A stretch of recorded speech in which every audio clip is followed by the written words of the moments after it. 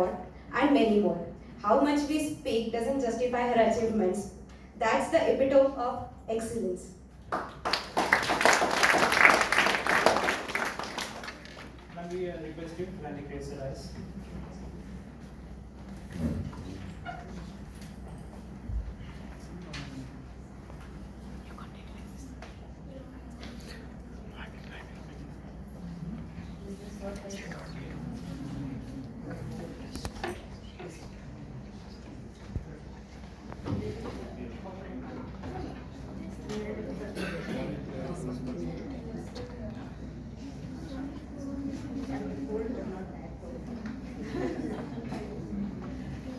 So good afternoon to all of you. All of you had a good lunch? Yes. Ready to go to sleep? Distinguished dignitaries on and off the dais, organizers of today's program, lovely ladies and lovelier gentlemen. I count myself lucky to be among all of you this afternoon, sharing this special day and the first day of Navaratri too.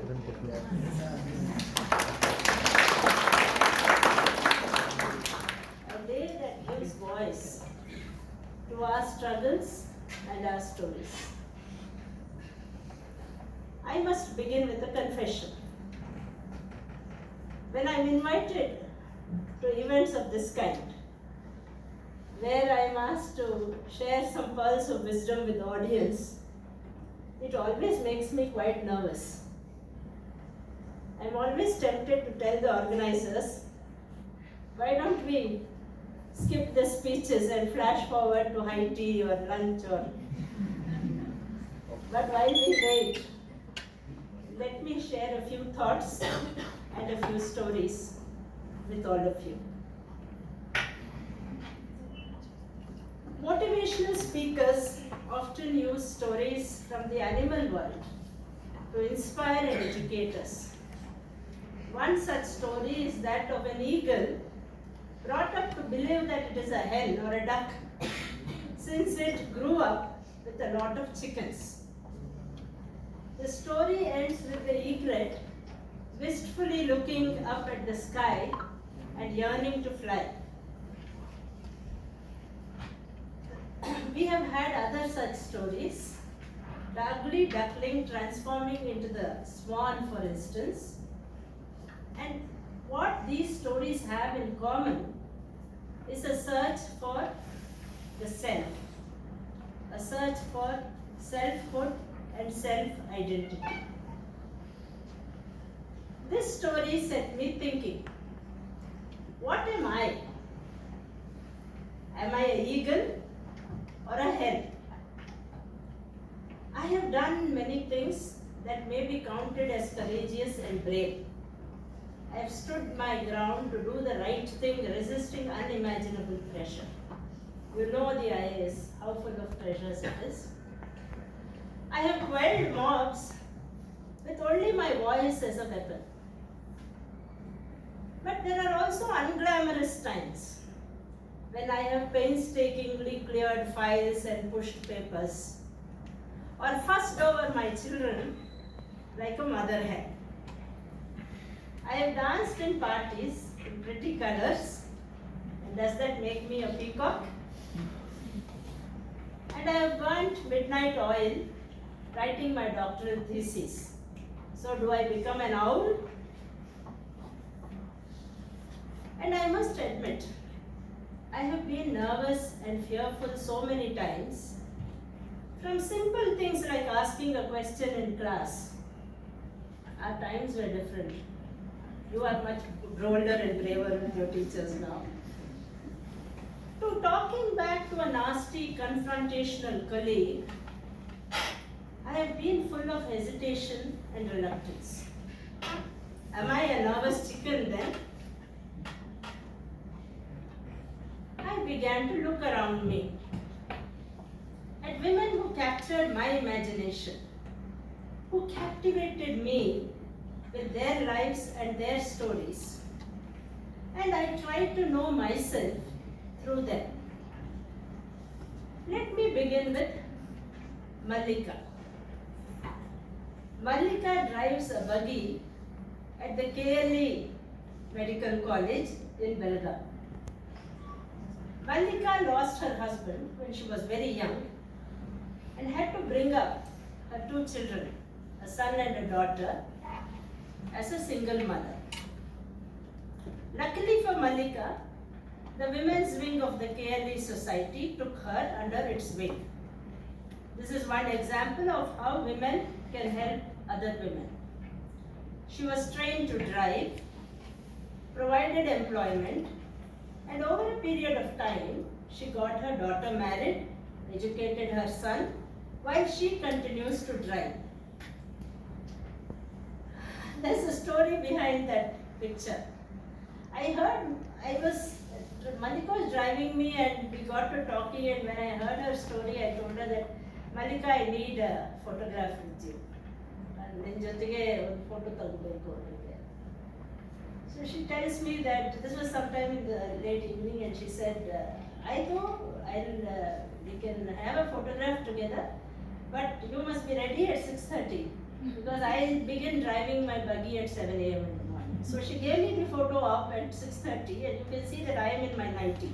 She is bright and cheerful at 7 a.m. at the buggy. And looking at that bright and cheerful smile, you'll never guess or imagine the struggles that she has overcome in her life. Mallika's story taught me that it hardly matters whether I am able to slot myself into any one identity or paste one single label on myself. We each have a journey. We each play so many roles. We cannot be defined, stereotyped, or slotted into one personality. We change and we grow. We are one and many at the same time. And we change and evolve over the course of a lifetime. I cannot claim that I am an eagle, nor that an eagle is better than a hen. So, if I have one message for you all, not just the women but the men too, stop this search for identity. You are what you are. Yourself and your contribution is valuable. This brings me to my second message.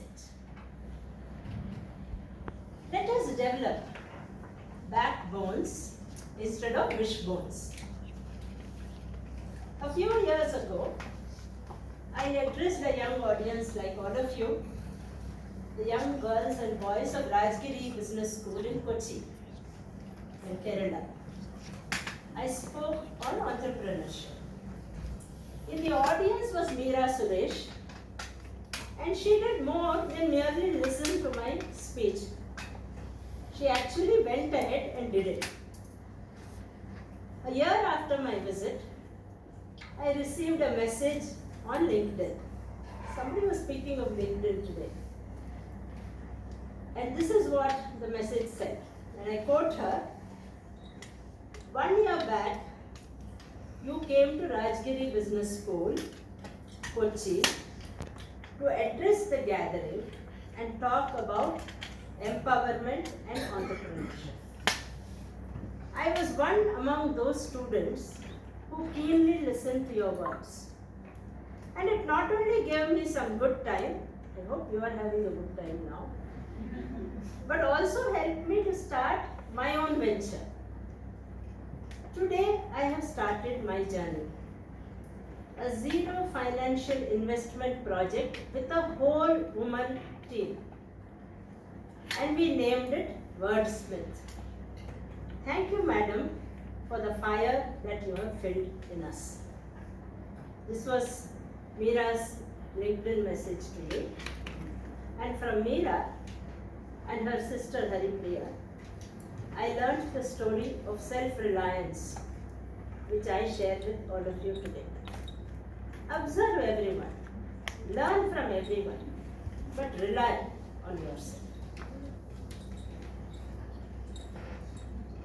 If if all this is about how you engage with the world, how the world engages with you is a whole other ballgame. Your looks, your dress, your social behavior, all will be watched and commented upon. You're giving me a knowing smile. Huh? Sometimes with camaraderie, sometimes viciously. Men can be jealous and malicious. So can women. But others' pettiness is not your problem. Move on. Most days, after I dress in the morning, I have a mirror where I do that final check whether the bindi is in order and the sari is in place. And then I forget that I am a woman. And this is not unusual.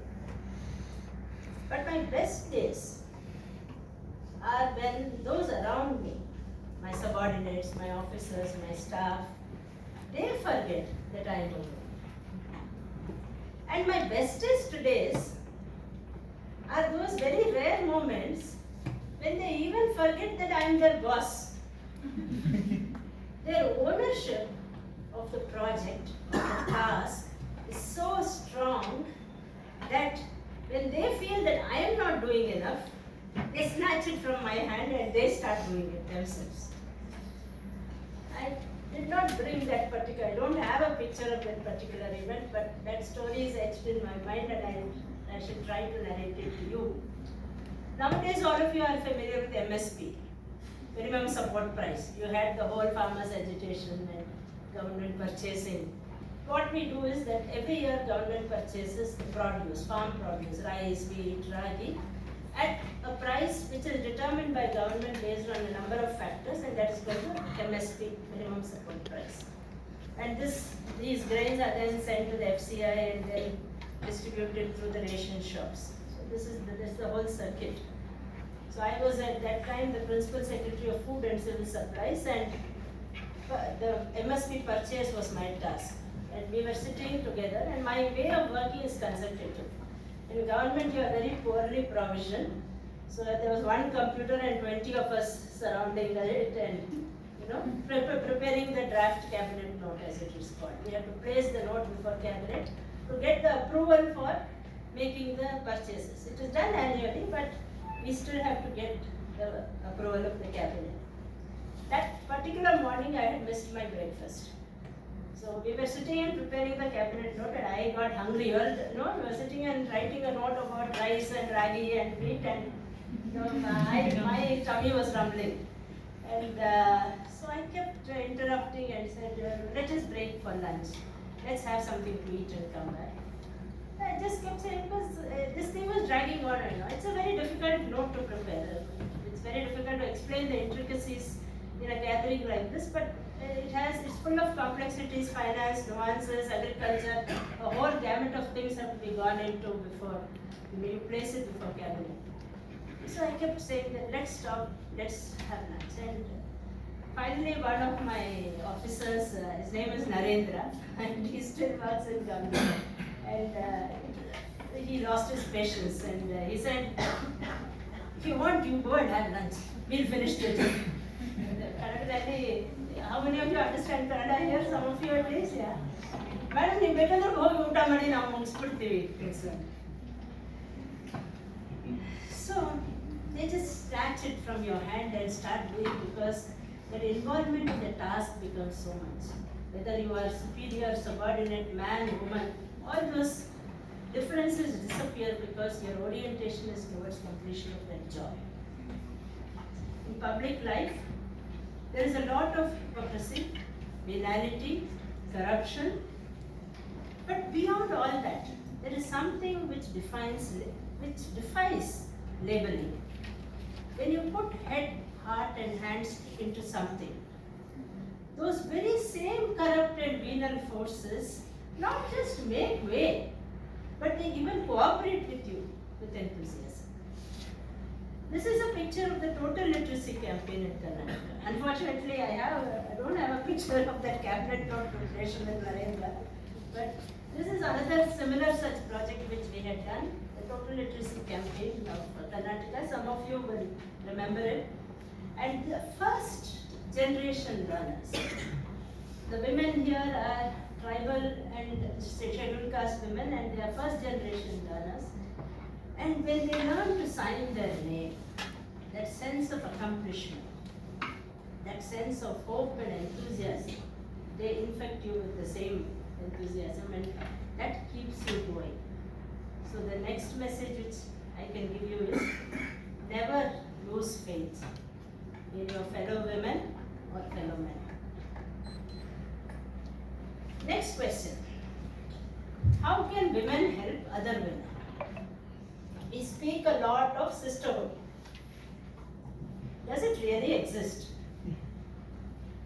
In my life and career, a support system of women backing other women is not something that I have experienced much. Women understand your reality better than men, probably. But when push comes to shove, ties of region, language, caste, religion, groupism, these trump sisterhood. We also see this attitude of willful indifference when mothers do not accord the daughters the same privileges as their sons. Or mothers-in-law treat daughters-in-law as though they belong to a totally different species. We see this in workplaces, when women colleagues turn a blind eye when one of them is a victim to harassment. Sometimes we see this in a police woman who, instead of empathizing with a victim of dowry or domestic abuse, else and roughs her. Or in a lady gynecologist who doesn't bat an eyelid while aborting a female fetus.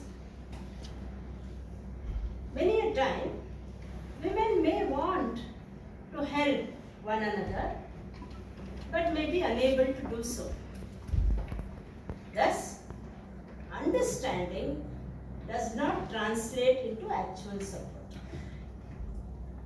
But in larger issues at least, we women need to come together as a collective. Let us look at the Pledge for Parity. We are just speaking about it now. In this, as in so many other things, government is far ahead of the private sector, and India is far ahead of the rest of the world. Equality in substantial terms is a given in government.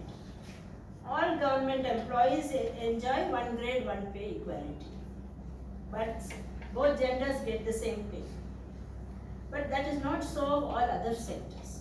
And therefore, this is an issue where we have to work shoulder to shoulder, both women and men, to build consensus, to demand legislation, encourage corporates to lead each other by example, and the courts to lead all by mandate. We need to work together for this. There are also the trivial issues of day-to-day life and work.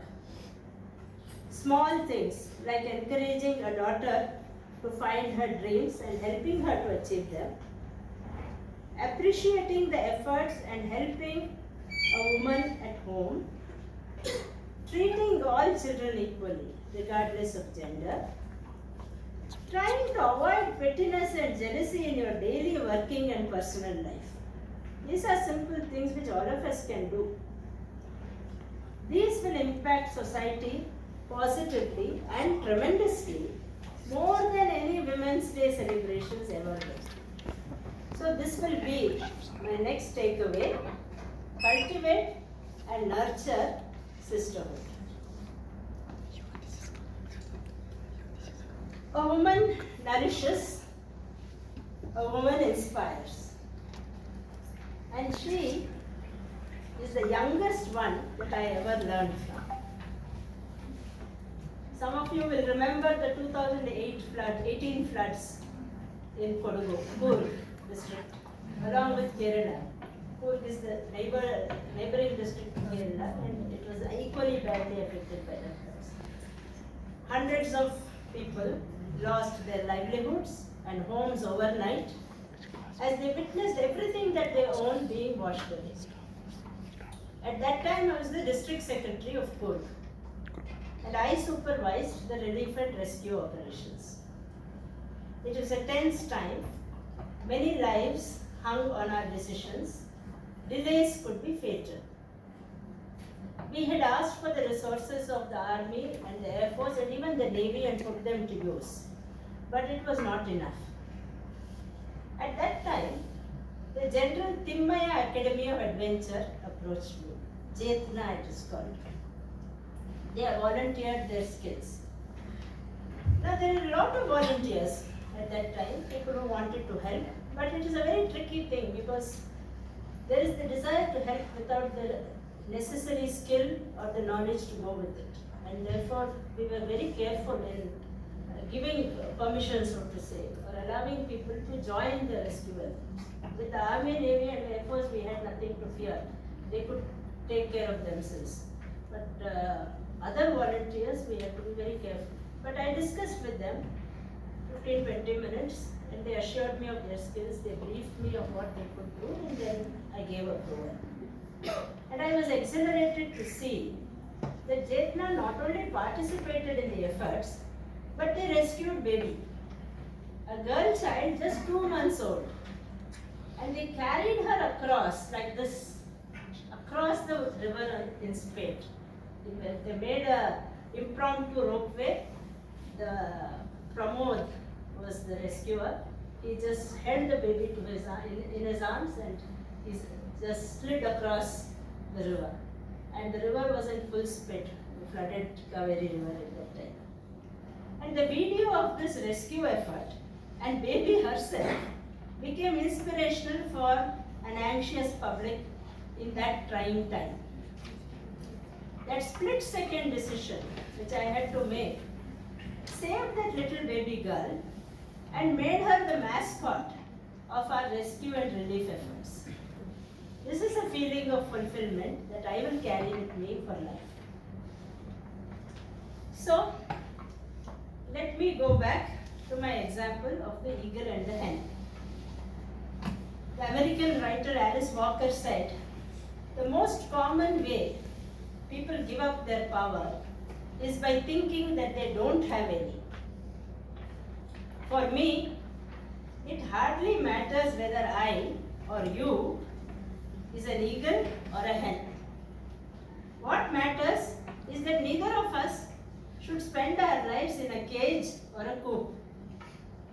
There is tremendous aspirational, inspirational and motivational value to being a woman, a working woman, even a little baby girl, like baby there. All of us in this room have a lot of power, much more than we do realize. The women of India and the world have infinitely more. Let us resolve to use that power to the maximum. Given the multitude and contextual dissimilarities, we cannot often rely on precedents set by others. We have to forge our own paths. We have to sculpt our own narratives. Today, eagles, hens, peacocks, owls, not deliberately, chickens, swans and ducks, let us all resolve to flap our wings and fly. Thank you all.